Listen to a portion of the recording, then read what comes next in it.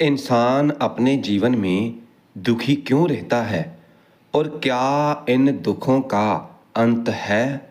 साध संगत जी, सतगुरु कबीर साहब जी अपनी वाणी में फरमाते हैं, गांठी रतन मरम नहीं जाने, पारख लीना छोरी हो। कहे कबीर ये अवसर बीते, रतन ना मिले बेहोरी हो।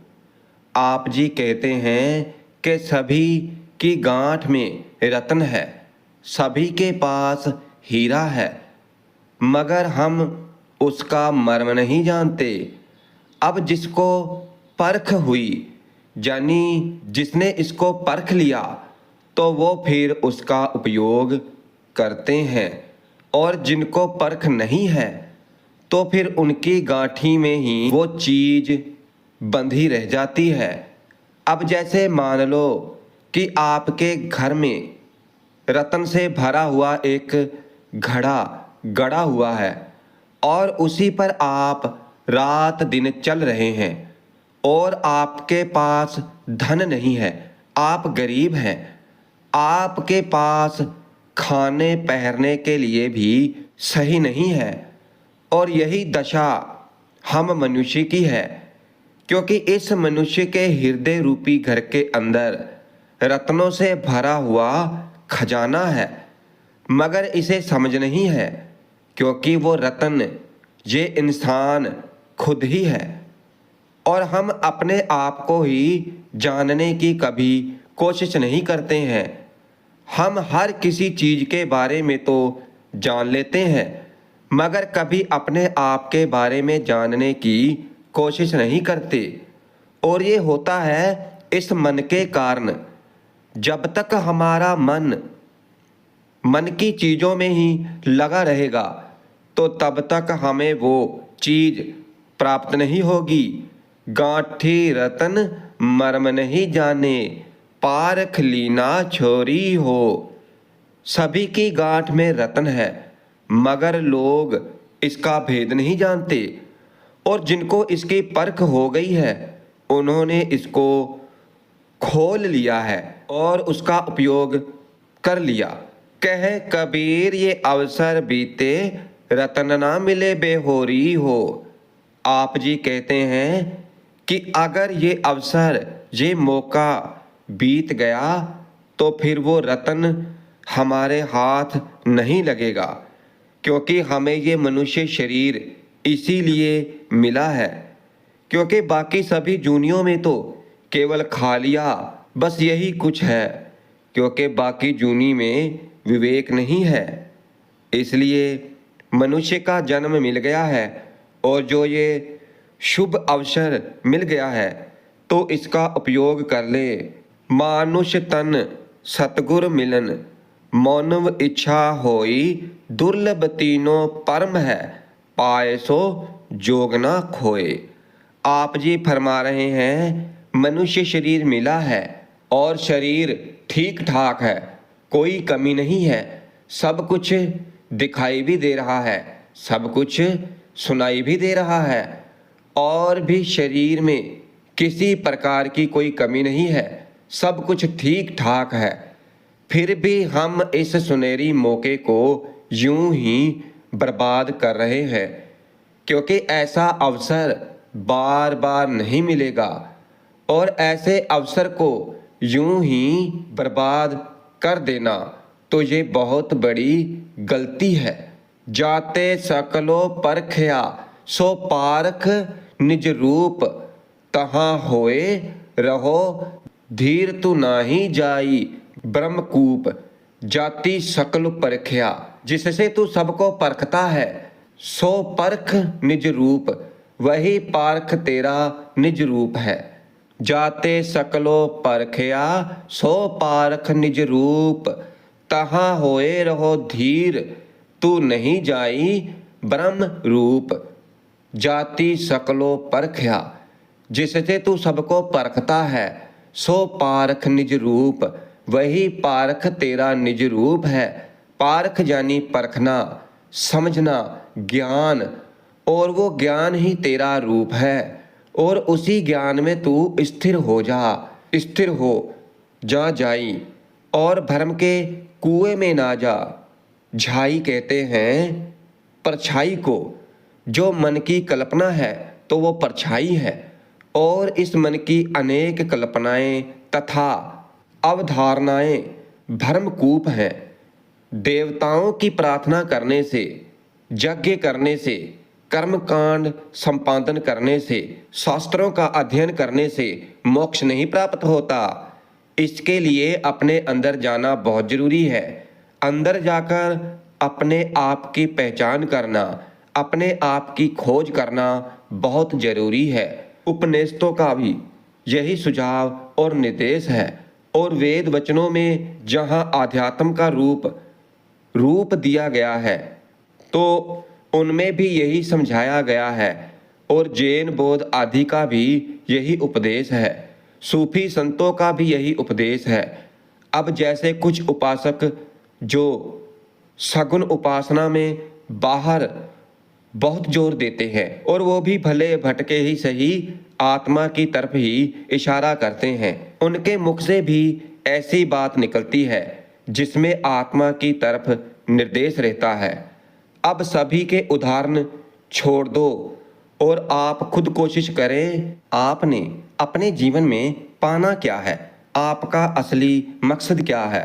कर्तव्य क्या है? आपका ज्ञातव्य क्या है?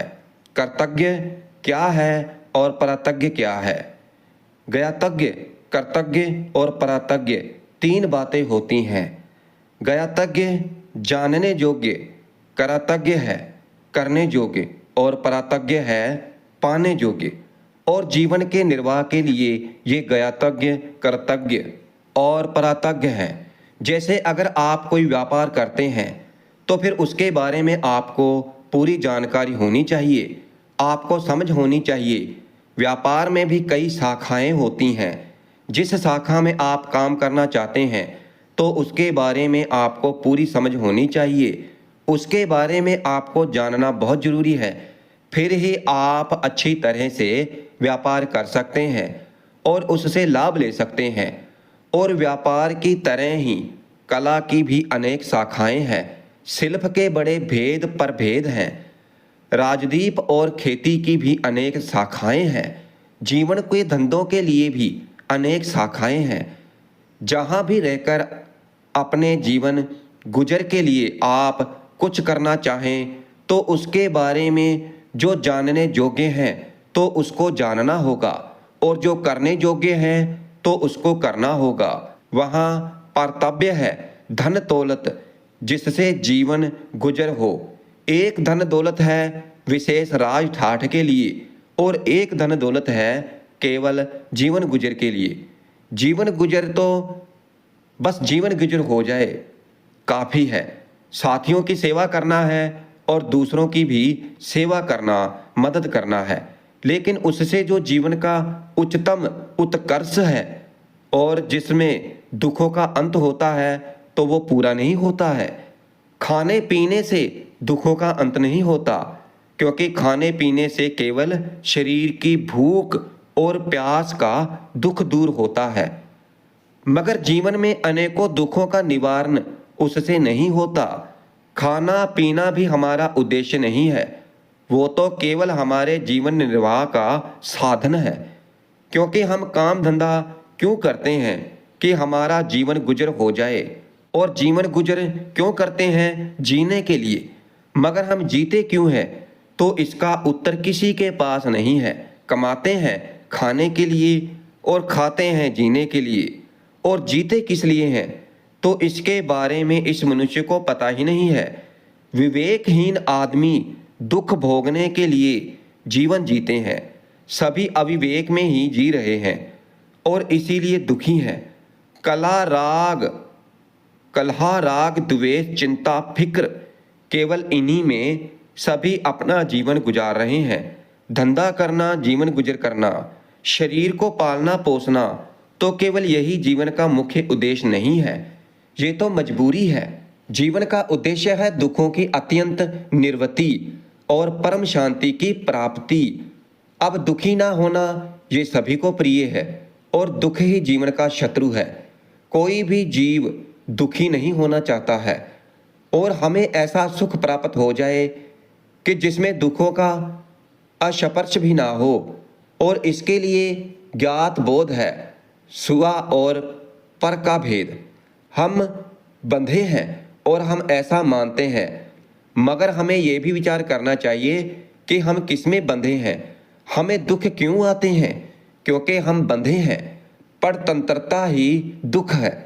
जब हमारे मन में किसी चीज को पाने, भोगने और सम्मान तथा प्रतिष्ठा के लिए खलबली होती है तो ये हमारी परितंत्रता है।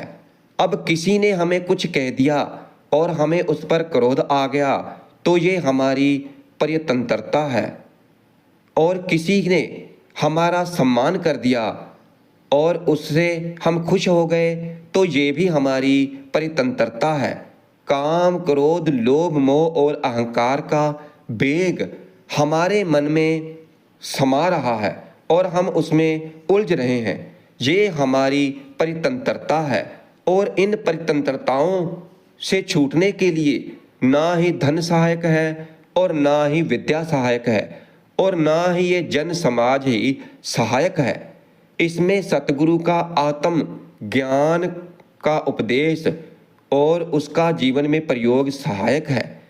जब हम तथ्य को समझ जाएंगे और फिर अपने जीवन को उसी तरीके से जिएंगे तब वो दशा आएगी। दुखों की अत्यंत निर्वृत्ति ही जीवन का लक्ष्य है। इसलिए हर व्यक्ति के अंदर ये भावना, ये इच्छा होनी चाहिए कि इस जीवन में हम आनंद सुख की प्राप्ति करें। ये जीवन केवल सुख से बीते, इसमें कोई दुख ना रहे। अब ये चाहते तो सभी हैं मगर समझ नहीं पाते हैं। वो तो केवल राग ठाठ बढ़ाते हैं और फिर दुखी रहते हैं। राग ठाठ बढ़ाओगे और प्राप्ति से अधिक खर्च करना चाहोगे तो सुखी नहीं रहोगे, क्योंकि सबकी प्राप्ति बराबर नहीं होती है, क्योंकि सब में परिश्रम और प्रारब्ध का अंतर है। अब काम तो सभी करते हैं मगर सभी को उपलब्धियां बराबर नहीं मिलती हैं। फिर चाहे खेती हो, व्यवसाय हो, चाहे कला हो, फिर चाहे कोई भी क्षेत्र हो, सब जगह यही बात है। और ये भी अच्छी तरह से समझ लो कि दूसरे की तुलना करके कभी कोई सुखी नहीं होगा। अलौकिक पदार्थों में समानता असंभव है। बुद्धि, शरीर, समझ, क्रिया शक्ति, विवेचन शक्ति और निर्णय शक्ति, निर्णय लेने की क्षमता का तथा ऐसे ही हर बात में कोई ना कोई अंतर है। फिर आदर्श से प्रारब्ध जिसे हम कहते हैं उसमें भी अंतर है। इसलिए बाहर की उपलब्धियां सबकी बराबर नहीं हो सकती और फिर इसकी तुलना में जो पड़ेगा तो वो भी सुखी नहीं होगा। हम जहाँ भी हों परिश्रमी हो, आलसी ना हो और जितना भी पास है तो उसी में खुश रहें, उसी को बहुत समझें, उसी में गुजर करें तो फिर कोई भी परेशानी नहीं आएगी। और जो साधक साधना करना चाहे और फिर पर्वता और मलकाई चाहे कि हमारा ही हुक्म चले, हमारी सभी जय जयकार करे और हमारा ही सभी हुक्म माने, मैं जैसे कहूँ सभी वैसे करे, तो उसे सुख और शांति कभी प्राप्त हो ही नहीं सकती है। क्योंकि अगर सुख और शांति चाहिए तो उसके लिए तो जैसे हालात हैं तो उसी में खुश रहना सीखना होगा कि मेरे पास जितना भी है बहुत कुछ है। अपने सतगुरु के आगे यही प्रार्थना करें, यही अरदास करें कि है सतगुरु जी महाराज, हमारे पास जो कुछ भी है आपका दिया हुआ तो हम उसी में खुश हैं, हमें और कुछ नहीं चाहिए। अगर ऐसी भावना अंतर में है तो ही मुक्ति द्वार में प्रवेश हो सकता है, क्योंकि मुक्ति द्वार बहुत पतला है। कबीर जी फरमाते हैं, भक्ति द्वारा साकरा राई दसवें भाव, मन तू मैगल हो रहा कैसे आगे जाए। आप जी कहते हैं कि भाई जो भक्ति का द्वार है तो वो बहुत सांकरा है, राई के दाने के 10वें हिस्से के बराबर है। और दूसरी तरफ देख लो कि हमारा जो मन है तो वो उन्मत्त हाथी बना हुआ है। तो फिर भाई कैसे उसमें आ जा सकता है? क्योंकि जब तक अंदर से अहंकार को पूर्ण रूप से त्याग नहीं देते तब तक हमें शांति नहीं मिलेगी। क्योंकि ये अहंकार ही तो है कि हमारे पास इतना है। क्योंकि भाई जो कुछ भी हमारे पास है तो वो सारा का सारा क्षणिक है और सब नाशवान है, खत्म हो जाने वाला है। इसलिए जो अपने अंदर इस तरह के अहंकार को खत्म कर देता है तो वही उस पद को प्राप्त होता है। और जो जानने योग्य है तो वो सुवा और पर का भेद है। मैं हूँ, मेरी सत्ता है और मैं जानता हूँ। इन 3 बातों को समझना चाहिए। रात दिन स्मरणों या यादकारियों का जो घात प्रतिघात होता है तो वो कहाँ होता है? सुवा में होता है, मेरे अपने में होता है। जो मेरा अपना स्वरूप है, शुद्ध चेतन, वही जान जान कर चारों तरफ क्लेशित है। क्योंकि केवल जानना ही नहीं है, मानना भी है। जहाँ बोल तहाँ असर आए, जहाँ असर तहाँ मन भी है। जहाँ बोल तहाँ असर आया, जहाँ असर तहाँ मन ही दृढ़ आया। बोल अबोल एक होए जाई, जिनिया लखा सो बिरला हुई। सतगुरु जी कहते हैं कि जहाँ बोले वहाँ असर आएगा और जहाँ असर आए वहाँ वाक्य बना। सतगुरु जी कहते हैं कि जहाँ बोले वहाँ अक्षर आएंगे और जहाँ अक्षर आए वहाँ वाक्य बना और उसका अर्थ निकला और मन ने कोई ना कोई मान्यता बनाई और फिर हर शुक्षर हुए। लेकिन बोल अबोल एक हो ही जाई। बोल में और अबोल में एक समान हो जाना। जिन्या लखा सो बिरला होई। इस स्थिर को जिसने लखा, जिसने जाना और उसमें ठहराव बनाया तो वो धन्य है, धन्य है।